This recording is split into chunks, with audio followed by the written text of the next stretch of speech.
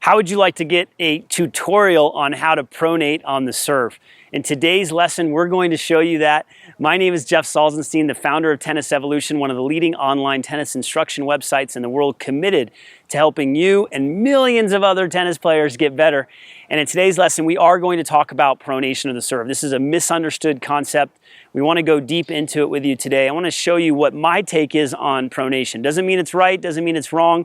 It's just what I've observed and what I've tested over the years as a former top 100 ATP player and as a high-performance coach. Now, let's start with pronation. First of all, if you have a continental grip or even a grip towards the backhand side, you're not going to be able to pronate as easily.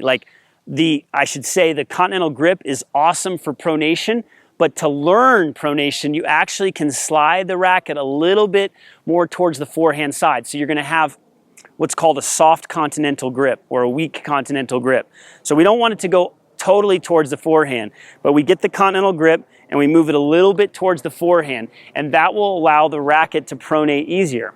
Because look, if I have a backhand grip, like for a topspin second serve or a slice serve, if I try to pronate with this grip, I can only get to here. But if I move the grip towards a soft continental, I can get to here. This is what Pete Sampras did on his serve and why he had such amazing pronation. So first, you got to get that grip down.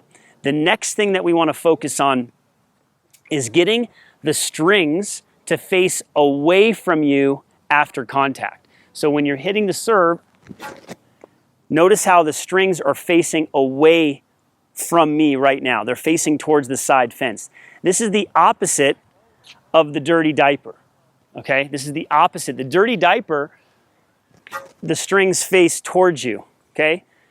Pronation, the strings face away, and what's happening is the shoulder is rotating like this, okay? So the shoulder and even the forearm are rotating like this. That's how you create that pronation. So you want to practice. You can even practice if you just take your hand like this, palm towards you, and then you rotate like that. That's pronation. Now, a lot of players have struggle with this, so one tip that I can give you is to really focus on relaxation, to relax the hand. So watch what happens at the end of this swing. I open my fingers at the end. Now, some of you are going to be like this when you're done. You're going to be straight like this. I like to have the arm bent. We're going to talk about that in a moment. But if you just open your fingers at the end, look at how the racket, see, if I grip it tight, look at my pronation. Now, if I open my fingers, look at the pronation. If I grip, if I relax. If I grip, if I relax. So relaxation is going to allow this rotation to happen. Now, we also want to talk about what is the arm and the elbow doing. I like to copy Pete Sampras here. I like to have the elbow bent at the end. So if you see right here, my elbow is above the shoulder like this. Okay, it's above the shoulder, it's not below the shoulder. So it's harder to pronate as much if you go down like this. So if you're able to pronate and have the elbow above the shoulder and have this shoulder higher than this shoulder, you're going to get it. Most people, they rotate into the serve. You cannot pronate if you rotate. It hurts the shoulder. So that's why a lot of people are open when they serve. They can't pronate now. They're going to have to come around the ball. So you must get your body alignment right where this shoulder is above this shoulder. The body's in this position. It's not open. It's more sideways. That's going to allow you to pronate. So this elusive pronation concept, people struggle with it because their body position is not correct.